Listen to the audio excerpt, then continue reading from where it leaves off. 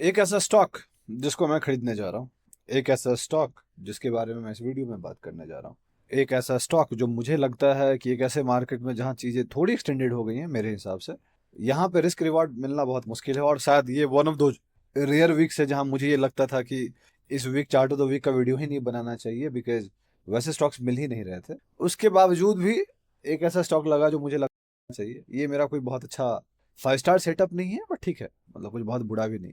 उसको मैं खरीदने जा रहा हूँ, एक ऐसा स्टॉक जो मुझे लगता है कि यहाँ से उसमें पोटेंशियल बचा है अभी भी अच्छा करने की, और खासकर उसके सेक्टर्स में पोटेंशियल बचा है अच्छा करने की, बिकॉज उसके सेक्टर ने बहुत ज़्यादा कुछ किया नहीं है। वन ऑफ द रीजंस उसको सपोर्ट करने वाली बात यही है।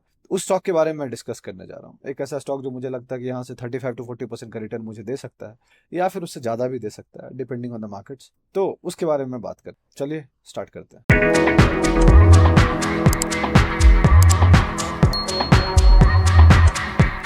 कैसे हैं आप लोग? मेरा नाम ब्रज भूषण हुआ, और मैं आप लोग का स्वागत करता हूं आप लोग के अपने चैनल पे जिसका नाम है ट्रेड विद भूषण।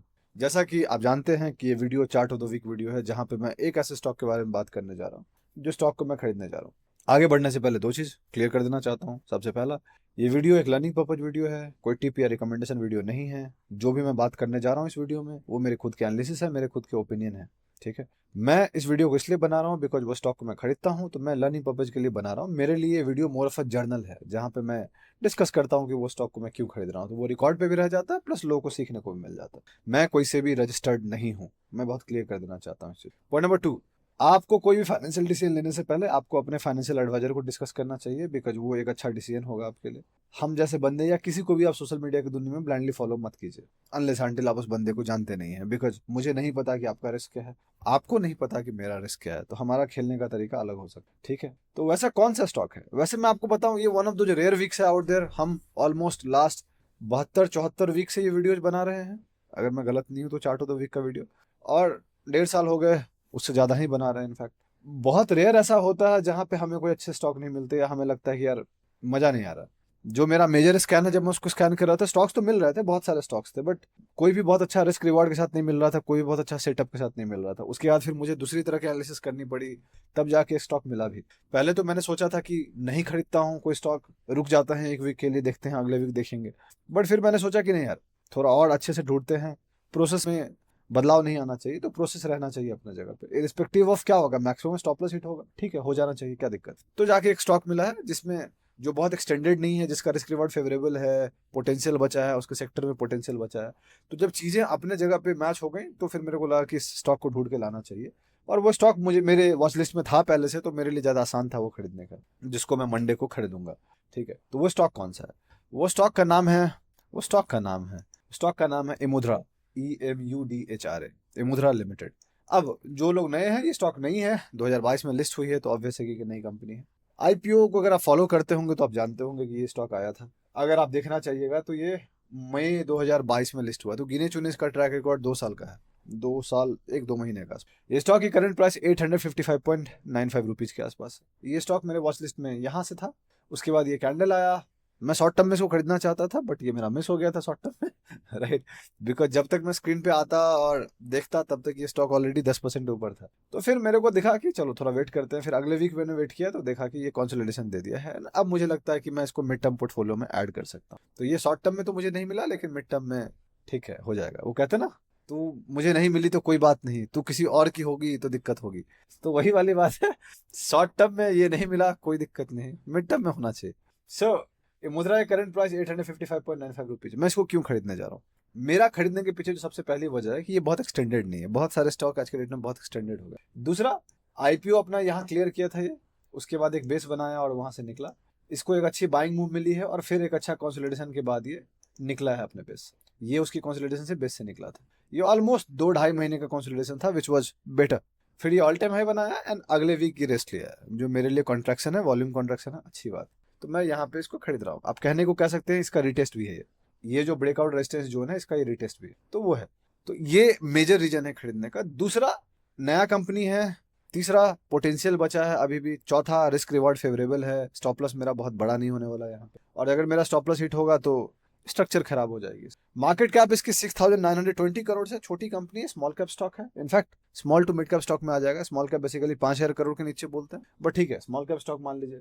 नई कंपनी है, आईटी में आती है। आईटी बहुत दिन से कुछ किया नहीं है। आईटी इनफैक्ट लास्ट 1-1.5 साल में कुछ भी ज्यादा नहीं किया है, वो मोर ऑफ अ रेस्ट में ही रहा है।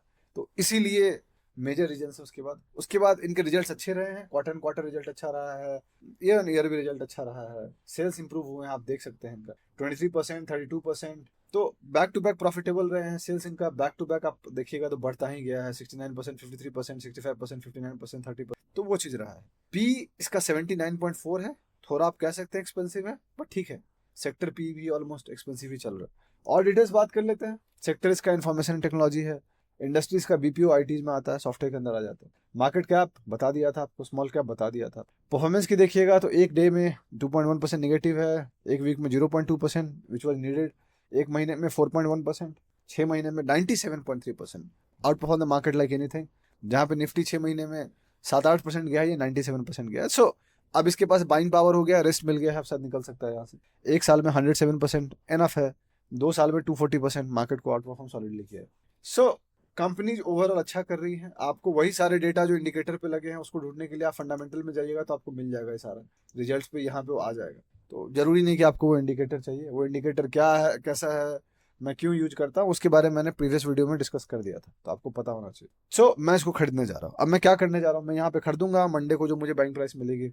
स्टॉप लॉस मेरा इसके नीचे होगा, इस कैंडल के नीचे। मैं थोड़ा टाइट रखूंगा स्टॉप लॉस, पहली बात तो क्योंकि मार्केट जो है वो थोड़ा रिस्की चल रहा है। तो अगर यहाँ से आप गौर कीजिएगा तो मेरा स्टॉप लॉस इस स्टॉक में 12% के आसपास होएगा। ये नॉर्मली 10.5% है, मैं थोड़ा और गैप दे दूंगा तो हल्का और नीचे चला जाऊंगा, समझ लो। तो ऑलमोस्ट 12-13% के आसपास मैं रखूंगा, उससे ज्यादा नहीं रखूंगा। मैं टाइम देना चाहता हूं। अगर मार्केट बुरा होएगा तो मैं इसके जस्ट नीचे निकल जाऊंगा। मैं बहुत क्लियरली कह रहा हूँ, निकलने को मैं कभी भी निकल सकता हूँ। उसका अपडेट भी मैं कर देता हूँ इंस्टाग्राम पे, वाली बात। तो मैं इसलिए नहीं करता हूँ ताकि आप टिप फॉलो करें, मैं इसलिए करता हूँ ताकि आपको पता हो कि मैं क्या कर रहा हूँ। दैट्स इट, आप उसे कुछ सीख सकें। तो स्टॉप लॉस मेरा ये होगा। टारगेट नॉर्मली मैं फिक्स नहीं करता, आप जानते होंगे सोशल मीडिया की दुनिया में मैं बोलता हूं कि पहला टारगेट 35-40% है और उसके बाद मैं ट्रेल करता हूं। बट मैं नॉर्मली 35-40% पे निकलता नहीं हूं। तो मैं ये क्लियर कर देना चाहता हूं ऑन रिकॉर्ड कि किर्लोस्कर मेरे लिए 80% मूव दिया है मुझे। एनएमडीसी मेरे लिए अभी 65% प्रॉफिट में है। एसएमएस फार्मा मेरे लिए अभी ऑलमोस्ट 60% प्रॉफिट में। तो आईआरसीटीसी 45% से घट के नीचे आ गया 30% पे। तो ऐसे बहुत सारे स्टॉक हैं जो ऊपर जाते हैं और फिर नीचे आ जाते हैं, बहुत स्टॉक हैं जो लंबा जाते हैं। तो ऐसे स्टॉक्स हैं जो मेरे पास हैं, उनका टारगेट सोशल मीडिया की दुनिया में हिट हो गई। तो यही है जो मैं कर रहा हूँ। मैं अपना रिस्क मैनेज कर रहा हूँ। मैं बहुत सतर्क होने वाला हूँ अगले 1-2 वीक के लिए। अगर मार्केट हल्का भी कुछ करती है तो मैं देखूंगा जो मेरे कमजोर स्टॉक होंगे उसको मैं निकलूंगा। वैसे भी हर वीक मैं एक स्टॉक निकाल रहा हूँ जो मेरे, क्योंकि मैं ऑल इन हो जाता हूँ तो मैंने को निकालना पड़ता है मेरे को। शॉर्ट टर्म में मैंने बहुत क्लियरली कह दिया है मार्केट अपडेट वाले वीडियो में कि मैं ऑलमोस्ट 25-30% इन्वेस्टेड हूँ, 70% मेरे पास कैश है। तो I am looking for aggressive positions out there. जो मुझे अच्छा दिखेगा, मेरा रिस्क रिवॉर्ड अच्छा रहेगा तो मैं खरीदूंगा, वरना मैं नहीं खरीदूंगा। मिड टर्म में मैं ऑलमोस्ट इन्वेस्टेड हूँ पूरा, तो मुझे कोई दिक्कत नहीं है। मिड टर्म एनालिसिस मेरी अभी भी यही है कि मार्केट ऊपर रहेगा, है उसमें कोई बदला नहीं, अनलेस अंटिल मार्केट को पूरा स्ट्रक्चर बदल दे। शॉर्ट टर्म में मुझे लगता है कि हम थोड़ा करेक्ट हो सकते हैं। अब थोड़ा अगर 2-4% ही है, 2-4% में बहुत सारे स्टॉक 10-15-20% गिर जाएंगे। वो मिड टर्म में बहुत इंपैक्ट नहीं करेगा, लेकिन शॉर्ट टर्म में वो करेगा, तो इसका ध्यान रखिएगा। तो यही थी टोटल अपडेट। अगर आपको अच्छा लगा है तो आप लाइक कीजिए, सब्सक्राइब कीजिए। कुछ सीखने को मिला है तो बताइएगा। कोई फीडबैक देना चाहते हैं, कंस्ट्रक्टिव फीडबैक देना चाहते हो तो आप दे सकते हैं। I will be happy enough to take it and implement it.